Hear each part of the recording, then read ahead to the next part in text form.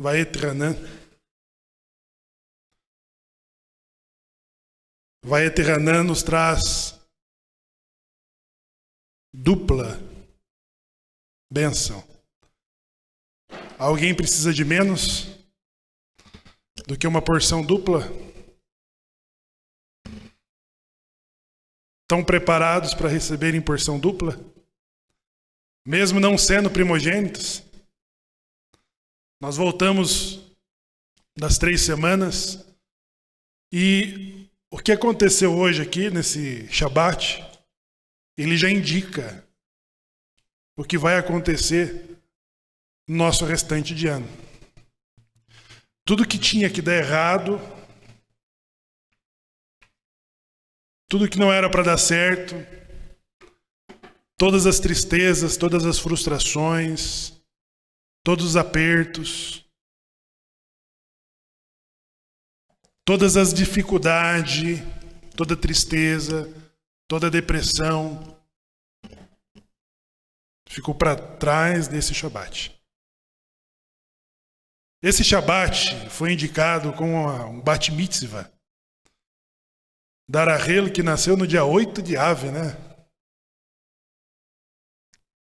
E ainda a apresentação de uma criança que será conduzida ao que aconteceu a Rahel, a Marina.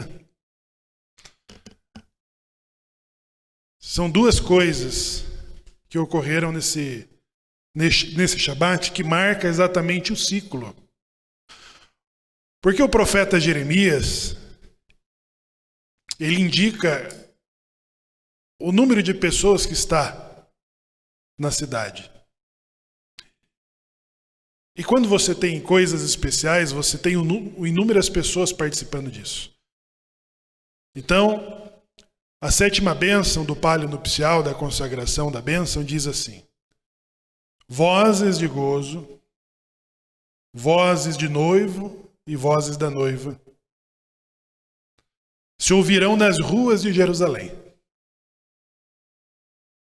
Que é a informação de que nós nos levantaremos dos nossos escombros, das nossas frustrações, das nossas perdas, da nossa tristeza, dos nossos prejuízos, das nossas aflições. Nos livraremos da intenção dos nossos inimigos e de todos aqueles que nos odeiam, quando nós estivermos nas ruas de Jerusalém, vozes do noivo, vozes da noiva, nós teremos chegado a eventos como esse que está acontecendo aqui. O ciclo da vida acontecendo no meio a uma comunidade. E daqui, casamentos, circuncisões, bar mitzvah, bat mitzvah, apresentação das crianças.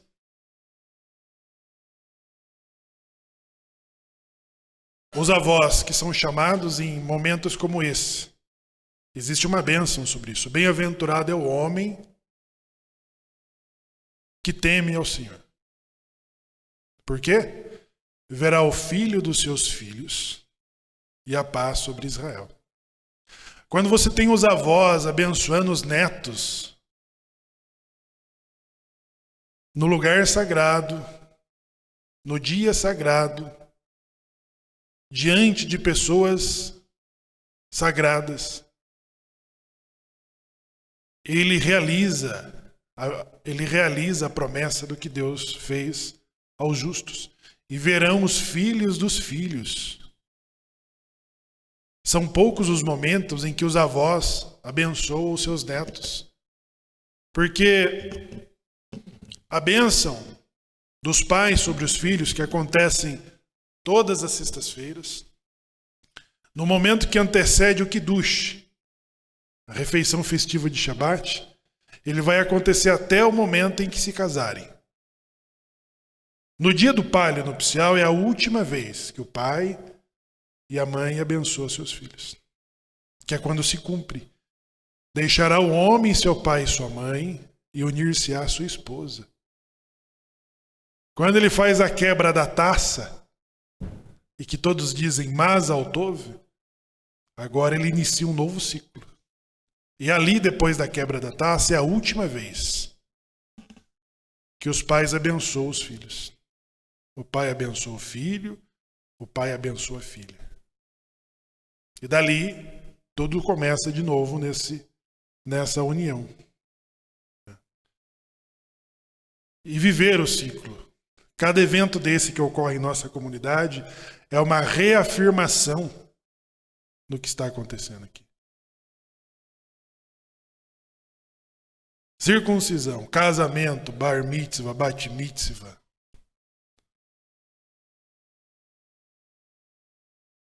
É um tikkun, é um concerto. Mas é muito significativo, pessoal, isso acontecer nesse Shabat. Porque ele não podia acontecer nas 3 últimas semanas. Não podíamos celebrar casamentos. Não podíamos celebrar bat mitzvah. Festas, comemorações, inauguração.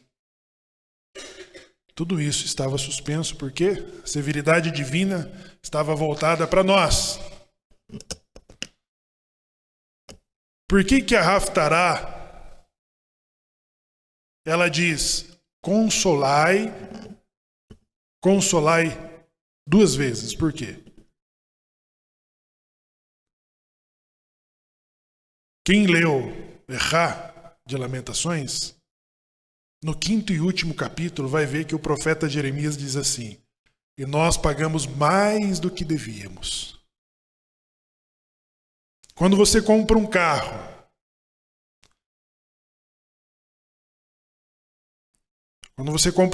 financiado com a taxa de juros que nós estamos vivendo hoje, lá no finalzinho do carnê, você pagou por quantos carros?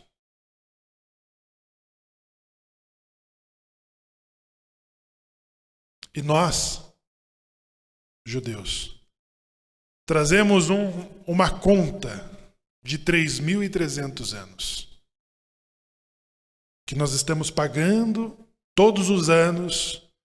Nós nos apresentamos para fazer mais um pagamento. Porque as Haftarot que nós lemos nesses dias, ela fala sobre o perdão. E Deus diz, e eu perdoei conforme a tua palavra. É o que Deus disse para Moisés. Moisés ficou insistindo, perdoa o pecado desse povo, perdoa. Eles não vão errar mais com a idolatria, perdoa-os. E no dia 10 de Tishrei, que é Yom Kippur, o que Deus disse para Moisés? E eu perdoei conforme a tua palavra. Vocês entenderam ou não? Prestem bem atenção que nessa Haftará, o profeta Isaías diz sobre as nações aonde fomos espalhados. Ele diz assim, de quem de vocês eu tomei conselho?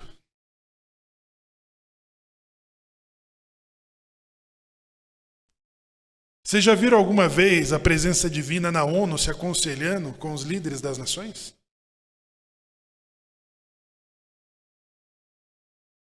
O faraó tinha Bilã, Itró. Agora, com quem que Deus se aconselhava para tomar as decisões? Vocês já viram Deus se aconselhar com alguém? Com ninguém que senão Avraham. Quando Hashem foi visitar Sodoma, os seus anjos pensaram assim, vamos nos aconselhar com Avraham? E o outro disse, não é necessário. Mas alguém disse, não. Avraham ordenará seus filhos após si. Então a presença divina falou, Avraham, sobre Sodoma está acontecendo isso.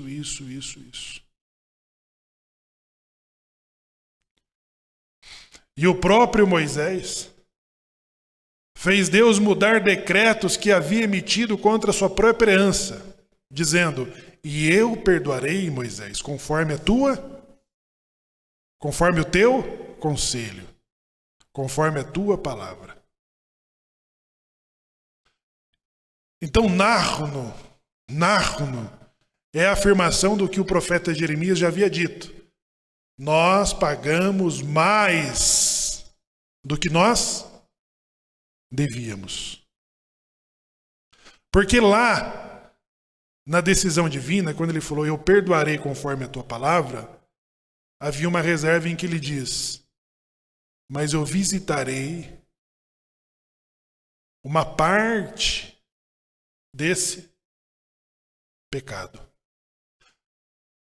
Quando nós olhamos os profetas, o que ele está falando sobre as nossas desgraças, ele está lembrando que nós temos uma memória, temos ou não temos? Quando você perdoa uma pessoa de um erro que ela reconheceu ter feito contra você, e você decide perdoar, significa que você esqueceu aquilo que perdoou? Não, significa que você não vai mais ficar lançando em faces, mas não de que você esqueceu. Yom Kippur diz que os nossos pecados eles serão levados para as profundezas do mar. E as profundezas do mar é quase que inacessível.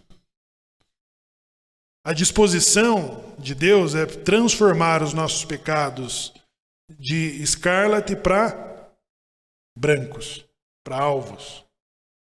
Mas a outra coisa, pessoal, é que a nossa memória, quando você decide perdoar, e eu perdoei, mas e aí quando a pessoa ela comete os mesmos erros daquilo que você já havia perdoado?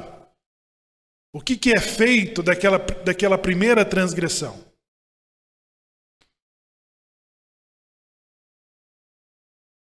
O que é feito? Ela é tirada do lugar. E ela é somada com as novas violações.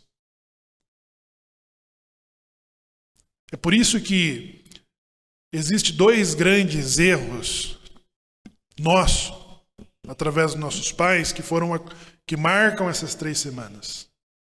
Que é o Avodá Zará. Deus não perdoou o pecado da idolatria? Perdoou ou não perdoou? Perdoou. Uma parte. Por que ficou essa reserva?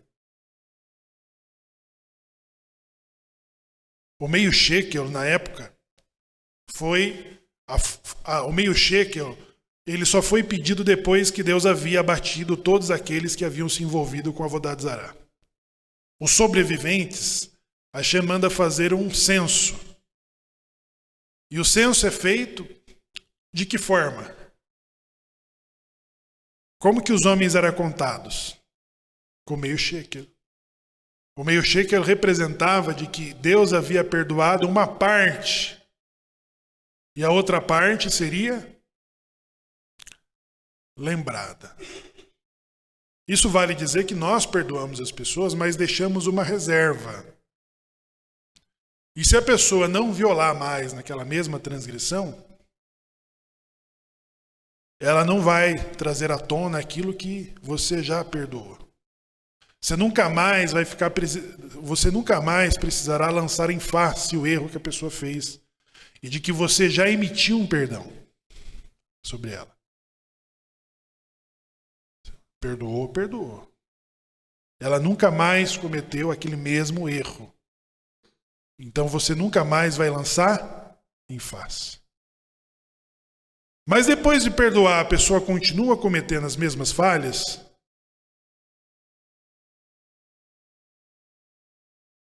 Você tira da caixinha lá da lixeira, né? E coloca de novo à disposição dessa lembrança. Então, quando os profetas falam na Haftará das 3 semanas, ele fala também que o que aconteceu no Avodat Zará, isso continua sendo repetido em diferentes momentos, até o ponto em que Deus falou, agora eu mesmo vou induzir vocês à idolatria. eu mesmo vou garantir que para o lugar para onde vocês irão em poucos números. Lá vocês vão servir deuses de pau e deuses de pedra de que seus pais jamais ouviram falar.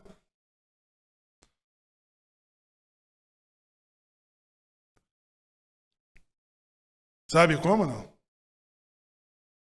Porque em Devarim Hashem diz assim, de que se eu mirasse contra você, não sobraria ninguém. Mas só o fato de Hashem nos deixar à deriva, que é dar as costas, nós nos destruímos por nós mesmos, entenderam? Que Hashem não permita. Então, quando isso voltava a acontecer, as 3 semanas nos colocam exatamente no cenário da lembrança do Avodat Zará e do choro injustificado e do ódio gratuito. Essas 3 coisas marcam o nosso destino de coisas que nós precisamos superar, de coisas que nós precisamos vencer. E só por isso que ocorreu. Eu li o relato, eu comentei essa semana que li o relato de um sábio que considerava sobre os judeus que foram convertidos à força na Espanha, antes da Inquisição Portuguesa. A maior academia judaica no século XVI, ela estava na Península Ibérica, que ainda eram dos remanescentes sobreviventes da destruição do Segundo Templo. Porém, a comunidade ibérica, ela não sofria tantas perseguições como as outras. Como na França, como na Rússia, como na Alemanha, como na Inglaterra. Eles não sabiam de fato o que era ser perseguido. Eles eram uma comunidade que sofria alguns incidentes, mas nada que os fizesse pensar sair dali.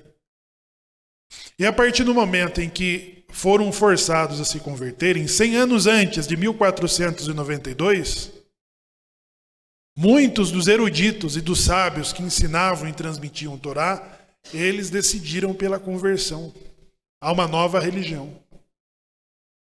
De que outra forma nós cumpriríamos esse decreto, pessoal? Eu pergunto para vocês. Tem um judeu que diz assim: o Holocausto foi horrível.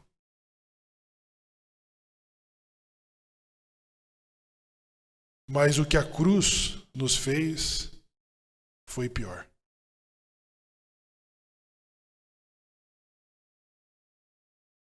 É um sobrevivente do Holocausto que diz isso. Os sobreviventes do Holocausto, eles traziam uma tatuagem, traziam um número. E os sobreviventes da Inquisição, qual marca que eles traziam? Por isso que ele diz, a cruz foi terrível. Foi a mais cruel das perseguições judaicas impostas ao judeu.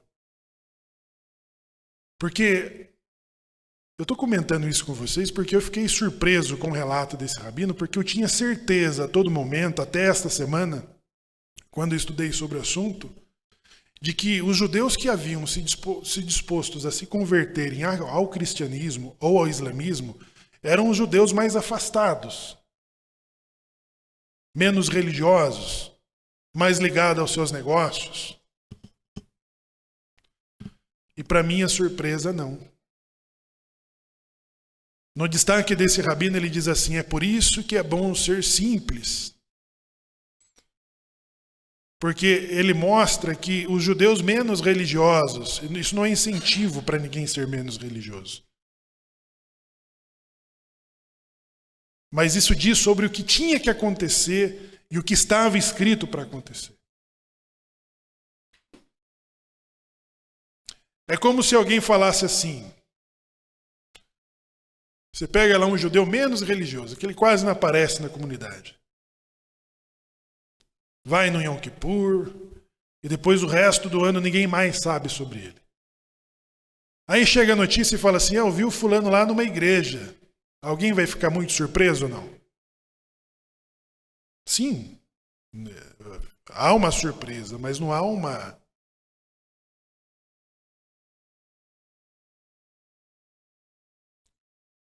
É diferente de alguém que fala assim,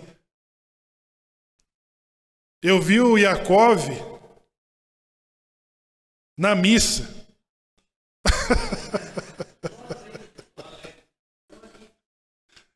Não é outro efeito?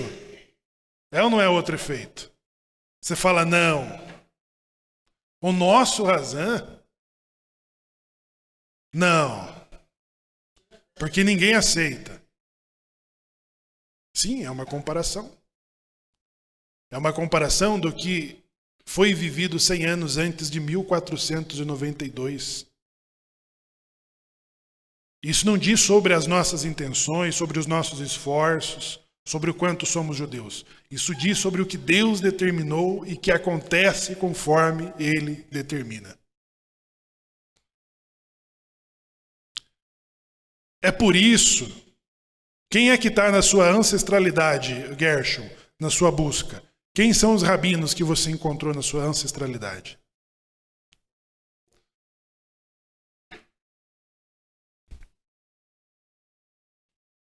Na minha família, o que saiu de Portugal para cá foi Antônio Bicudo Carneiro. Quem? Antônio Bicudo Carneiro. Olha aí. Foi da minha família, foi o último a ser expulso pela Inquisição ao Brasil aqui. Quando vocês começam a buscar a sua genealogia, vocês começam a encontrar sábios e eruditos que estavam nelas. Não, era só os bandeirantes, que eram judeus mercantes, judeus que negociam, menos religiosos, sim.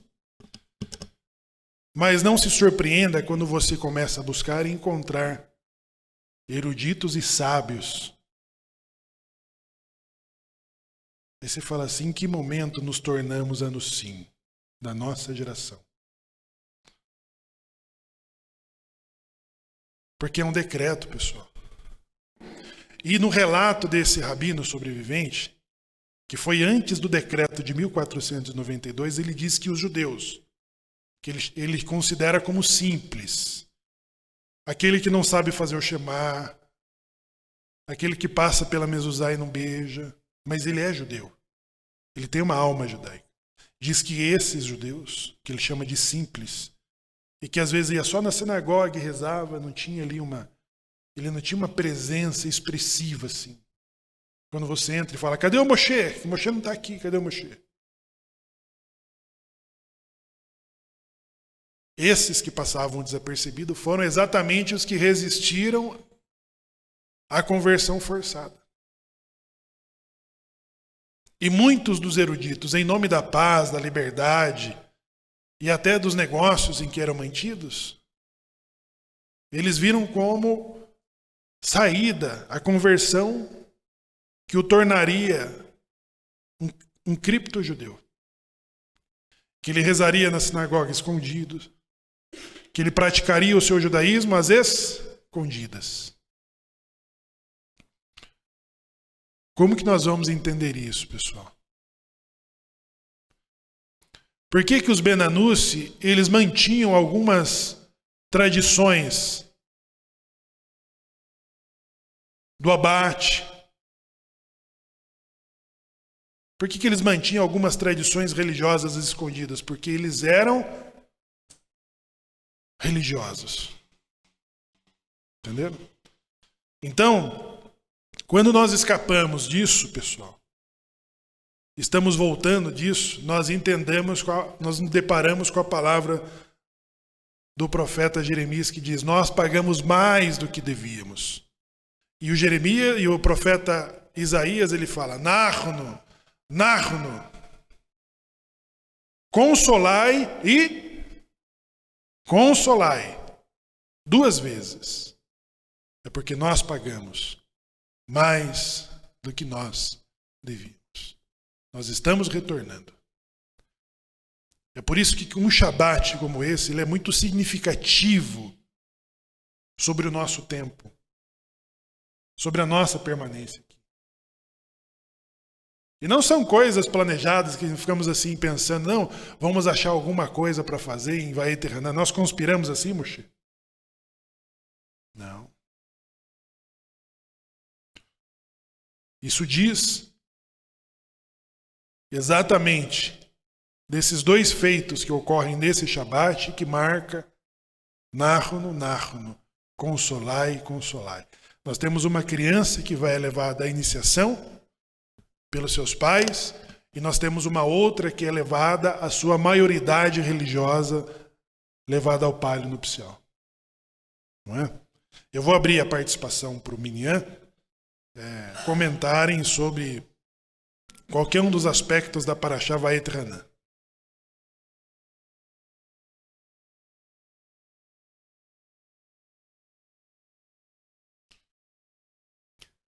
Shabbat Shalom a todos. Shabbat Shalom. Bem, muitos são os elementos nessa paraxá. Aliás, o livro de Devarim, Deuteronômio, é um livro extraordinário. Certa vez eu vi um rabino brasileiro que disse assim: se uma pessoa ela lê o livro de Devarim, Deuteronômio, de forma consecutiva, em um período aí, quem sabe de 30 dias pelo menos, ela vai observar que dentro do livro de Devarim você não vê a necessidade de qualquer tipo de intercessor. E de fato, nós vamos ver vários pesukim, vários versículos que eles vão confirmar essa ideia. E eu queria começar com um deles, que está no capítulo 4, versículo 15. Diz assim: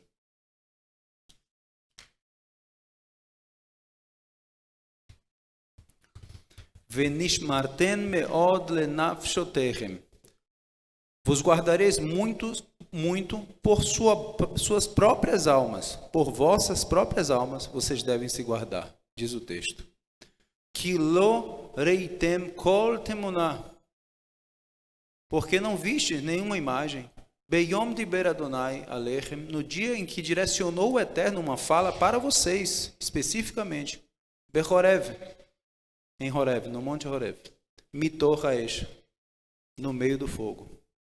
E diz o versículo seguinte assim: Pen tashritun, não causem, e a palavra tashritun é traduzida como, diz aqui no verso 16, eu vou ver como traduz exatamente aqui, que a tradução livre é uma outra, não vos corrompais. A palavra tashritun vem da mesma raiz de shritá, que é o abate feito nos animais. A palavra pen quer dizer uma partícula negativa, é uma das formas de dizer não, de forma forte. E diz assim, pentashritun. Então diz assim, não causais que sejais abatidos. Abre parênteses, se vocês pecarem e desobedecerem, vocês vão causar a própria morte. Então esse é um só dos hidushim, das novidades que os textos trazem, que estão embutidas por trás do próprio texto. Então diz assim, pentashritun, não causais que sejais destruídos. Vasitem lachem, façais para vós, caso façais para vós, fesel, temunat, kol, samel. Façais para ti qualquer imagem, qualquer figura ou representação, zahar ou nekivá, de macho ou fêmea. Então, deveis cuidar muito para que não causais vossa própria destruição. E por que está dizendo isso? Porque vocês não viram imagem nenhuma quando eu vos falei lá no meio do fogo. E se eu fosse continuar, eu diria assim, ouvistes uma voz, mas imagem nenhuma vistes.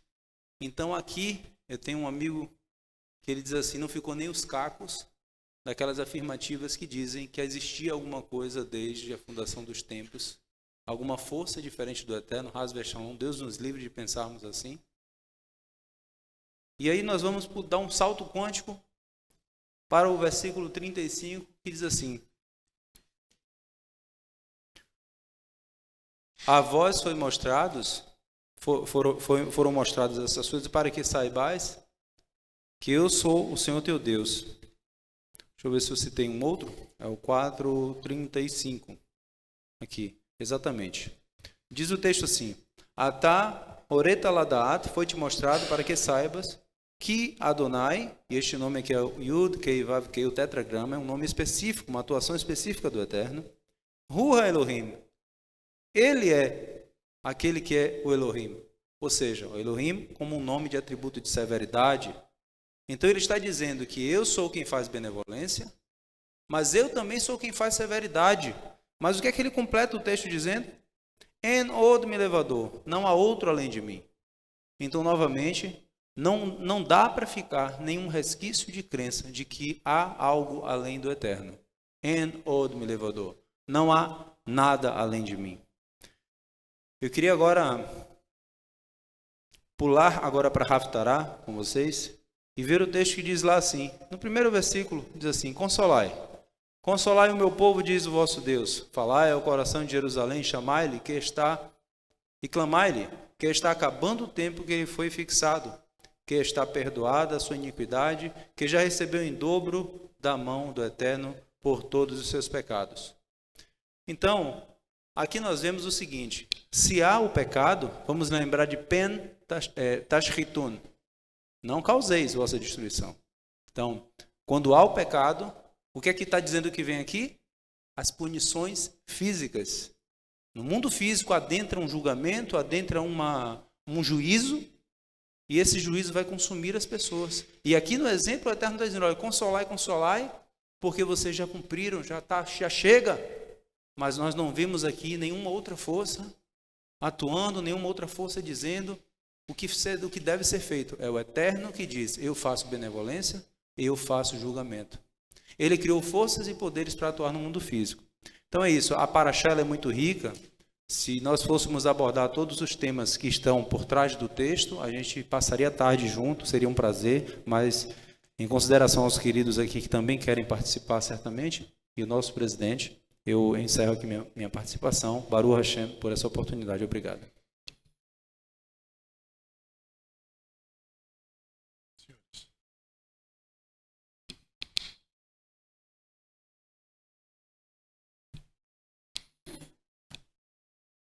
Shabbat Shalom. Como nosso Moré disse, essa paraxá é muito rica de assuntos, né? Tem vários assuntos, mas o que dá nome a ela é fazendo referência justamente à ação de Moshe Rabbeinu pedindo para adentrar em Eretz Israel. E a Gemátria da palavra diz que, nos conta que ele pediu mais de 500 vezes. E Hashem falou para ele: pare, basta, chega, porque se você pedir mais uma vez eu serei obrigado a atender. E o que poderia acontecer se ele entrasse, né, em Eretz Israel? Nossos sábios nos contam que se ele tivesse adentrado em Eretz Israel, mudaria todo o cenário espiritual do nosso povo, a ponto de que o Beit HaMikdash seria feito e não seria destruído. E o que aconteceria se o nosso Beit HaMikdash fosse indestrutível, né? Um judeu sábio estava na minha casa uma vez e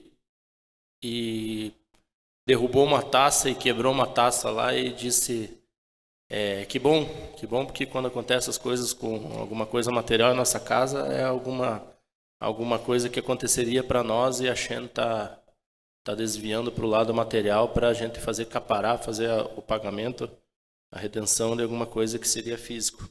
Então, o que acontece? Quando nosso povo causou o ato de não ser fiel a Hashem e praticar, infelizmente, a idolatria, Hashem, com isso, entre outras coisas, nós sabemos que o ódio gratuito foi o que mais causou a destruição do templo, mas a idolatria também foi um dos fatores. Então, se o nosso templo fosse eterno, quando a gente causasse alguma coisa tão grave como nós causamos, porque tudo isso que nós passamos nós merecemos e fomos causadores de tudo isso, então a Shen não poderia transferir essa destruição para o que nós temos nesse mundo material. Então, que a Shen não permita, o nosso povo seria destruído e nós seríamos varridos dessa terra aqui, se não fosse esse castigo redirecionado para o Beit HaMikdash. E Moshe Rabbeinu sabia como rezar a Hashem, como pedir.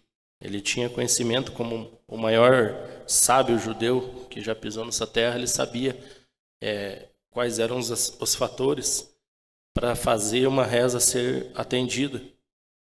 E os nossos sábios também nos dão algumas dicas que eu gostaria de compartilhar aqui com alguém que talvez não tenha lido ainda.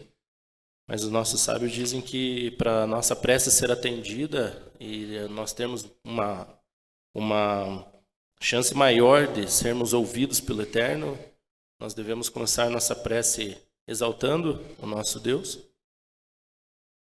E mais alguns fatores, como por exemplo, que a gente implore para Hashem, que a gente faça uma súplica para Ele, assim como uma pessoa pobre pede dinheiro, tendo em mente que a Hashem não nos deve nada e que nós não devemos exigir nada dele.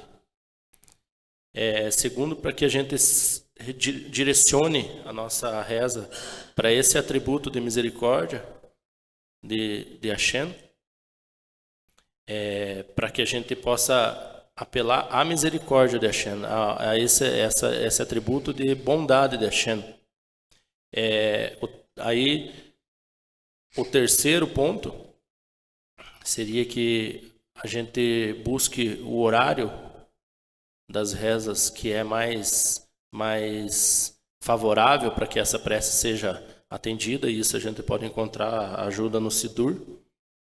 E o quarto ponto, a quarta dica, digamos assim, para a nossa prece ser entendida e ouvida, é que a gente seja claro com Hashem, que a gente peça as coisas com detalhes e seja o mais claro possível, porque se a gente pedir alguma coisa de uma maneira genérica, a Hashem pode nos atender e não ser aquilo que a gente quis, justamente porque a gente não soube pedir.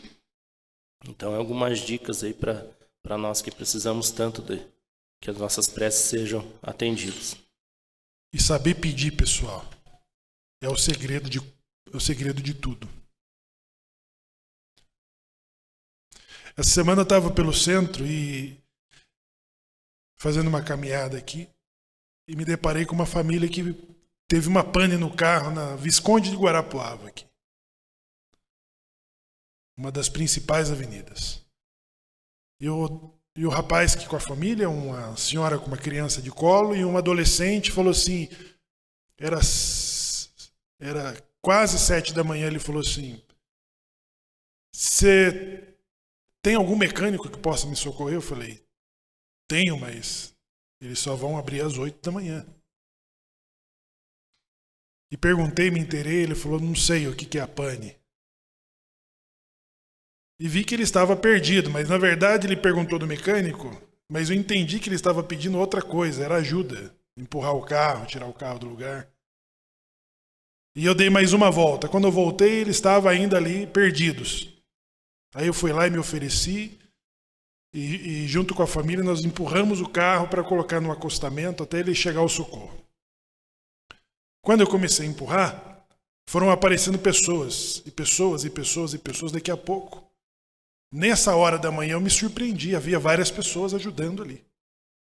Aí ele colocou o carro num lugar seguro, e eu falei, tem certeza que não pode ser a bateria? Ele falou, pode ser a bateria. Tem os conectores para fazer uma transferência de carga? Tenho. E eu falei, então você peça para um taxista. Aí ele não sabia pedir. Eu percebi que ele não sabia pedir por ele mesmo. Então eu fui com ele até o taxista e falei, o senhor tem a oportunidade de fazer um ato de bondade e ajudar uma família que precisa de ajuda. Uma transferência de carga, uma coisa simples e rápido. E o taxista largou o copo do café que estava tomando e correu fazer isso.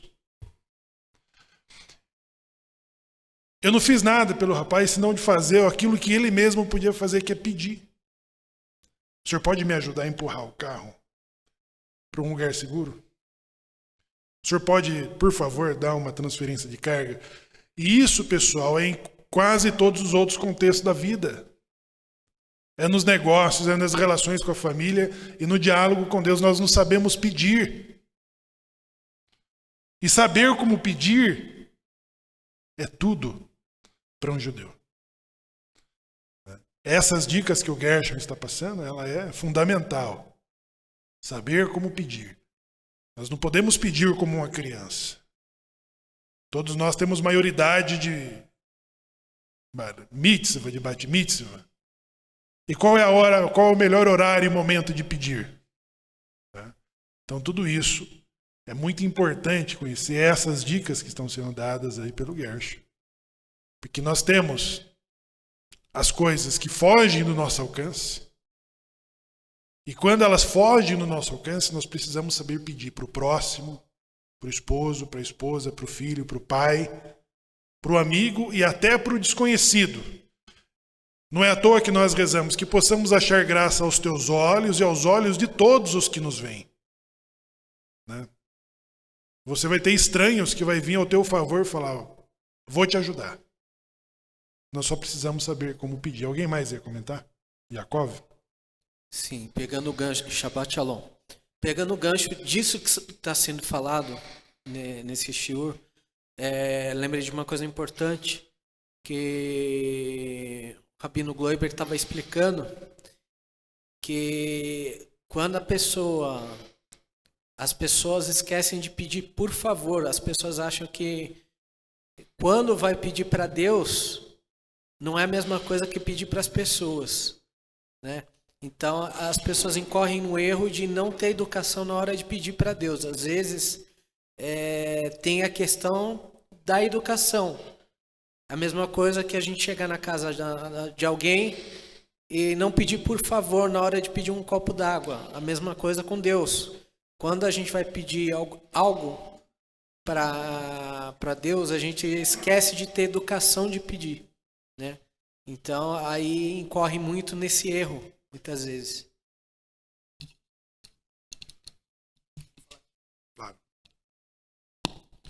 Shabbat Shalom a todos. Aproveitando a questão das dicas que o Gershon deu, isso é uma oportunidade, porque tem pessoas que a pessoa ela é correta em todos os pontos, ela cumpre com o macer, ela é um tzadik, ela faz as tzedakot, ela faz tudo necessário, mas muitas vezes ela não vê as coisas acontecerem na vida dela, as coisas se concretizarem. E muitas vezes a pessoa faz tudo corretamente, mas às vezes ela peca, né? Não vou dizer peca, mas ela tem um déficit, uma falta na questão do saber pedir, na questão da ordem. Por isso que nós temos o Sidur, que é o Seder, é uma ordem da maneira como se fazer, a maneira de como se começa, igual o Gershon falou, exaltando a Deus, depois pedindo perdão pelos pecados, e só depois, somente lá na frente do serviço, fazer as petições, né? Fazer os pedidos quando já está no momento de ápice do serviço religioso. Eu acho que isso é importante, porque realmente, muitas vezes, as pessoas não veem isso acontecer justamente por isso, porque ela é um tzadik, é um justo, cumpridor de Torá, de mitzvot, ela faz tudo o que tem que fazer, tudo como manda o figurino, porém, ela não sabe pedir. Então, eu creio que Deus sabe tudo que a gente precisa, conhece e esquadrinha os nossos corações, porém, Ele quer que a gente peça. Ele quer que a gente peça e que a gente saiba se expressar. Então, acho que isso é importante e creio que colocado em prática vai ter o resultado esperado. Muito bem. Akiva. Shabbat Shalom. Shabbat Shalom. Ainda em tempo, pegando o gancho que o meu abá falou, sobre a questão de pedir. Existe um shiur que o Rav Karagila fala, que para aumentar os nossos méritos nesse quesito, é muito importante fazer o tzedakah. E a gente exercitando essa ação, a gente abre mais caminho para ser abençoado com os nossos, com a brahá que a Shem dá para os nossos pedidos, né? E o Rav Karaguila fala que existe um jeito de fazer tzedakah fazendo um pedido para Shem. Dependendo do que a gente esteja pedindo para Shem, é algo comum a outra pessoa. Ela também ter esse pedido no coração dela com a Shem. Então, por exemplo, vamos supor que lá em casa a gente esteja precisando de mais uma garagem para fazer lá e precisamos do dinheiro, precisamos do espaço. E antes de eu pedir para a Shem essa garagem, eu posso pedir para a Shem abençoar o meu pai, abençoar minha família com essa garagem. Deu para entender hoje? Deu. Fazendo Sim. Um pedido indireto. Uma terceirização ali do pedido. Sim.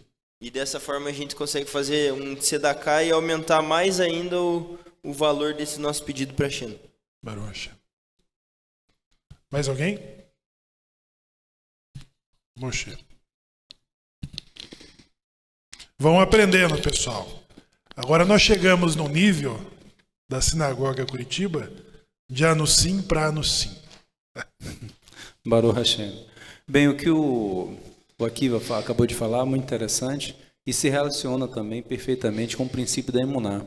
Emuná que é traduzida normalmente com fé, mas a gente vai em um nível mais profundo se a gente analisar a palavra emuná. No contexto de Abraham Avinu, de Abraão, nós vamos ver que emuná teve dois significados interessantes. Um foi confiança e o outro foi fidelidade. Confiança, ele expressou com a mesma palavra, emuná, quando o Eterno disse, sai da tua terra, da tua parentela, da casa do teu pai, e ele confiou no Eterno e saiu, no escuro, sem saber para onde ia. O segundo princípio, quando ele esteve na região lá, onde a esposa dele foi aprisionada, e ele continuou sendo fiel ao Eterno, ele teve fidelidade, e isso lhe foi imputado por justiça. Ou seja, quando eu falo em hebraico, foi lhe imputado por justiça, está falando a palavra tzedek, que se relaciona com tzedakah, e também com caridade. É como se dissesse assim, ele fez para o próprio Eterno um ato que foi considerado um ato de bondade, um ato de caridade. Não que o Eterno precise, mas o Eterno se agrada de tudo que nós fazemos com o desejo de agradar a Ele. Então, Abraham ele foi fiel ao Eterno. Um outro ponto que eu queria trazer, que eu me lembrei, que é importante, é que quando houve a intercessão lá de Moshe Rabbeinu, e como o Gershon estava falando sobre a técnica, a forma, e que isso é maravilhoso, a forma de pedir ao Eterno, usando chaves textuais e comportamentais na hora de pedir, exaltando o Eterno primeiro, sempre. Isso é um exemplo fantástico a ser seguido. Então, quando o Moshe Rabbeinu, ele falou lá, né, Hashem, eu vou falar de forma bem simples e objetiva, Hashem, o Senhor disse que o Senhor era Rahum Vehanun, o Senhor era misericordioso e clemente. O Senhor era misericordioso e clemente ao fato do Senhor ouvir os clamores. O Senhor disse que o Senhor era Rapaim, Verav Hesed, de grande benevolência. Agora, Yagdil, engrandece a tua palavra, que o Senhor mesmo disse, e perdoa esse povo. E aí o texto seguinte vem, Solart Kidvareha, perdoei, Vaiomer Hashem Solart Kidvareha. E o Eterno disse, perdoei como tua palavra. Só que o Hidush, né, a questão que está oculta aí nessa frase, Vaiomer Hashem Solart Kidvareha, é que a palavra Solart, perdoei, tem uma relação numérica, já que a gemátria, né, os números de cada letra hebraica, você tem uma palavra de numerologia igual com a outra palavra, então você pode entender ambas em contextos. Solarte tem uma relação com a palavra Havá. Solarte é 508, que somado dá o número 13, e a palavra Havá também dá o número 13, que é amor. Então o Eterno diz assim, olha, assim como você amou e intercedeu, eu também amei. Perdoei como disseste. Esse é o Hidush. Para o Hashem.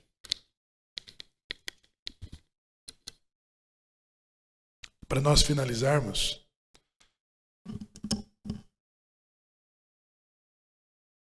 a Vaeteranã, que Moshe Rabbeinu considera o fato de ter negado o seu pedido, como Gershon disse. Hashem estava quase cedendo o pedido. Sabe quando você precisa ser forte? Hashem falou, basta. Por outro lado, Moshe Rabbeinu falava com uma nova geração, dos que nascem no deserto, dos que merecerão entrar na terra prometida na liderança de Yehoshua ben Nun. Moshe Rabbeinu sabia conduzi-los com a espiritualidade de que eles precisavam para entrar na terra. Como eles eram previsíveis, Moshe Rabbeinu tinha a necessidade de entrar ali. E é só nessa previsão que ele começa a afirmar, dizendo: eu sei que vocês errarão. É como um pai que tem 3 filhos, e quando ele sai para comprar um presente, ele sabe o que cada um, de acordo com sua aptidão, caráter, personalidade, ele sabe para qual dos filhos ele vai comprar um livro, e para qual dos filhos ele vai comprar uma espada. Moshe Rabbeinu tinha isso, essa percepção. E por isso, ter sido negado o seu pedido, esse desabafo dizendo, não consegui, é como se Moshe Rabbeinu estivesse pedindo para aquela segunda geração, para eles mesmos pedirem para Deus. É como se coletivamente não tem os... Eu não queria usar esse termo aqui. Não tem os grevistas que promovem um evento coletivo. É como se o coletivo falasse para Hashem: Hashem, se Moshe não entrar, risca-nos também do livro da vida.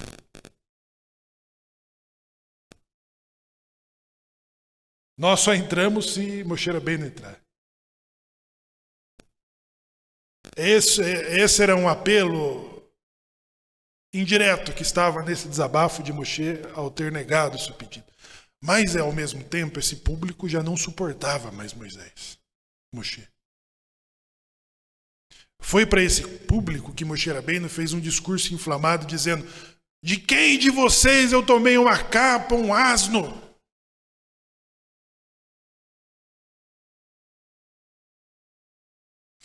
Foi no confronto com esse mesmo público que ele bate na pedra ao invés de falar com a pedra.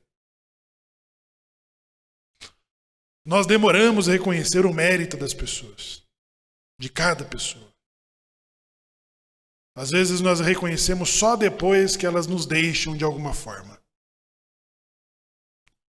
Que essa pessoa se torna um sábio, um pai, um mestre, um orientador. E aí bate aquele arrependimento dizendo: por que eu não me esforcei em apoiá-lo naquele momento? Entendeu? Todos os mestres, os sábios, os justos que nós veneramos, admiramos, estudamos e nos inspiramos, aos contemporâneos, aos que viveram com eles, não tinham a mesma percepção. E às vezes, nós olhamos para todos esses justos que venceram com uma oposição, com uma rejeição. Nessa geração, se houvesse uma eleição, Moshe Rabbeinu não seria eleito para entrar na terra. Vocês entendem ou não? Ele não seria eleito, porque já havia uma necessidade de renovar. Não, nós precisamos de um outro líder que fale a nossa linguagem, que nos compreenda, que nos entenda. E o próprio Moshe Rabbeinu já tinha dificuldade disso no próprio teste da pedra, porque Hashem falou: para esse público você não vai bater, basta falar. Por isso que cada geração tem o seu mestre, tem o seu orientador. Mas nenhum dos mestres da geração futura sabia fazer o que Moshe saberia na introdução deles na terra de Israel. Agora o que o Gershon falou é muito profundo na sua análise. Se Moshe Rabbeinu tivesse se ocupado da construção do Beit HaMikdash e não Shilomo, iria dificultar a escolha de que Hashem teria que fazer. Ou eu destruo o templo, ou eu destruo o povo. E aí aumentaria as chances de que o povo fosse destruído e o templo fosse poupado. Que é quando nós entendemos os nossos prejuízos, as nossas perdas materiais. Estamos sendo poupados de algo pior. Não é? E para finalizar, definitivamente, nós temos a oração que define sobre a reunião da Galut, que diz: faze soar o shofar para nossa liberdade e ergue o estandarte para juntar os nossos exilados. Reúna-nos logo de todos os 4 cantos do mundo em nossa terra. Bendito sejas tu, Eterno, que reúne os dispersos do teu povo Israel. Essa é a bênção da Miná que nós rezamos todos os dias. Antes da bênção da restituição dos juízes, que está expresso nas lamentações que lemos sentados no dia de Tisha B'Av. Restitua os nossos juízes e os nossos conselheiros como nos primeiros tempos. E tira de nós toda aflição, toda tristeza, e reina sobre nós. Depressa, restaura-nos nos nossos dias como nos dias antigos. Para nós entendermos isso, pessoal, a Geulah, a reunião dos dispersos, ele está acontecendo na debarcação de Vaet Hanan, dizendo: e nos últimos tempos, quem vocês acham estar vivendo nos últimos tempos? Nós. Nós somos os sobreviventes dos últimos tempos, porque estamos vendo e vimos, os nossos olhos viram a criação do Estado de Israel.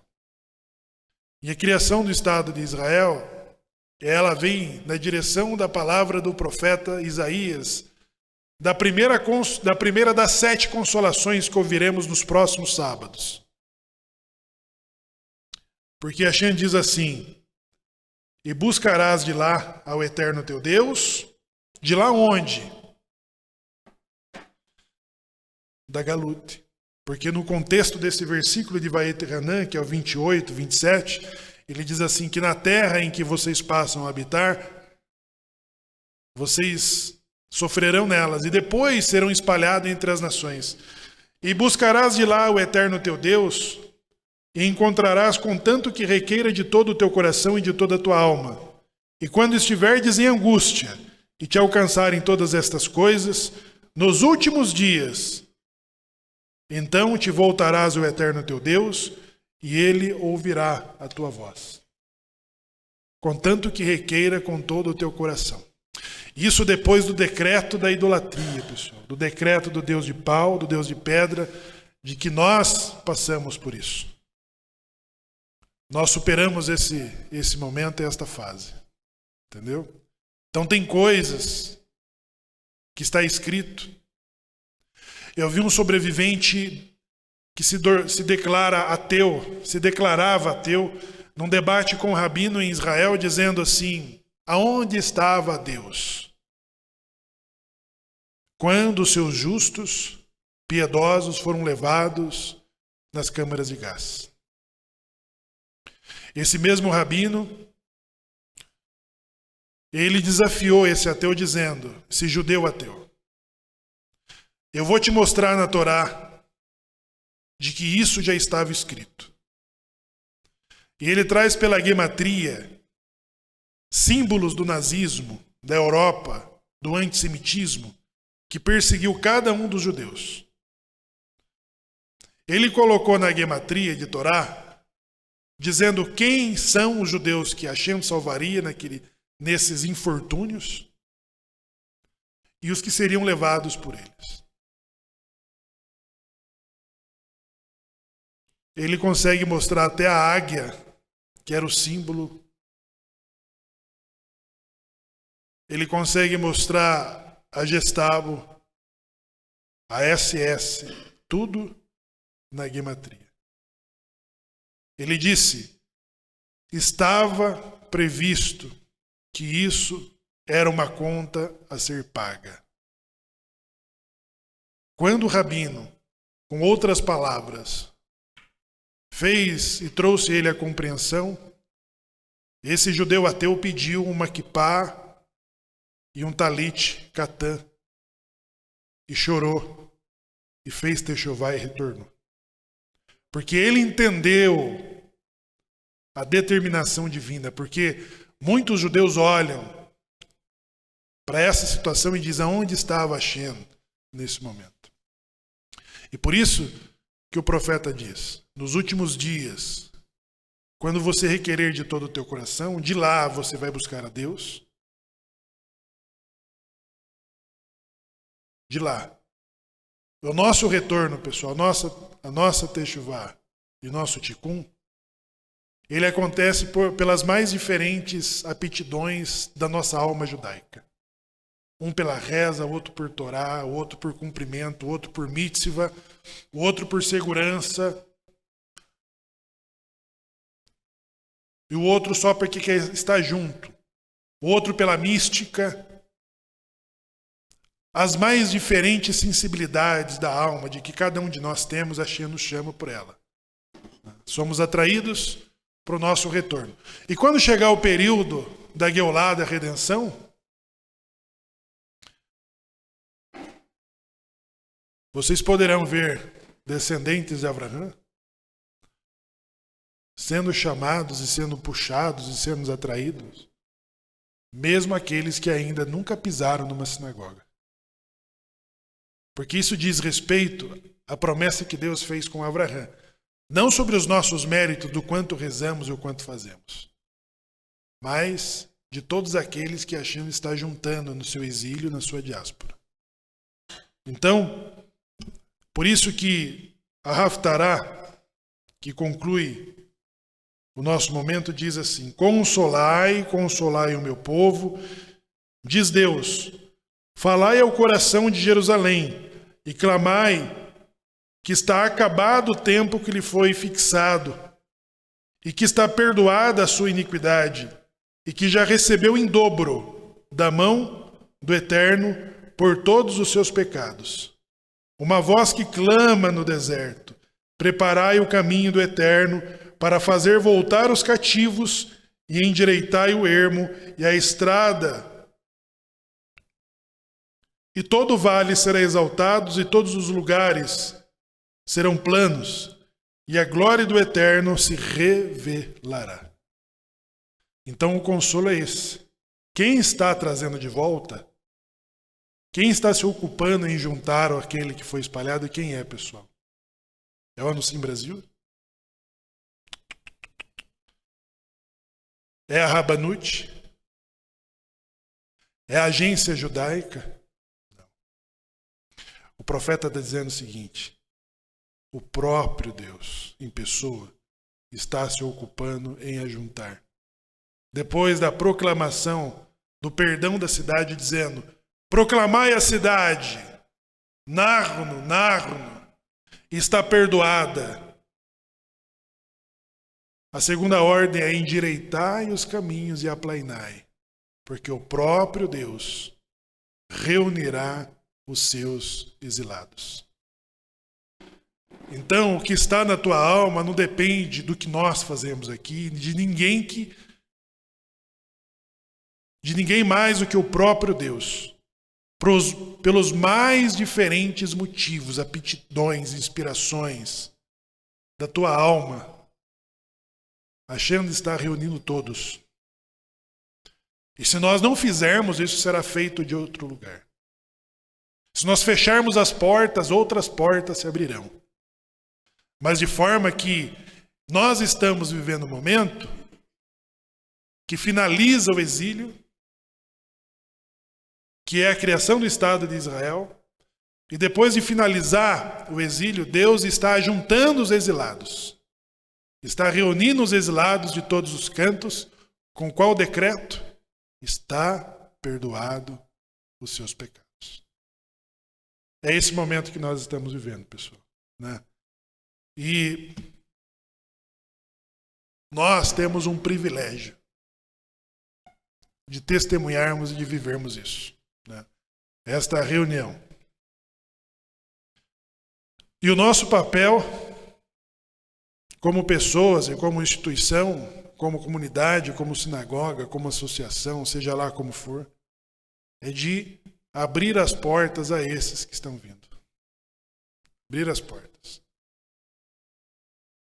Das mais diferentes maneiras.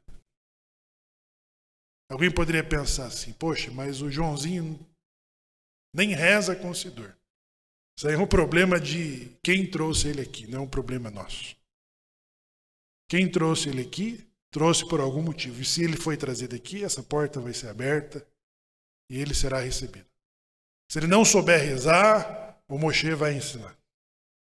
Se ele não souber Torá, o Gershon vai ensinar.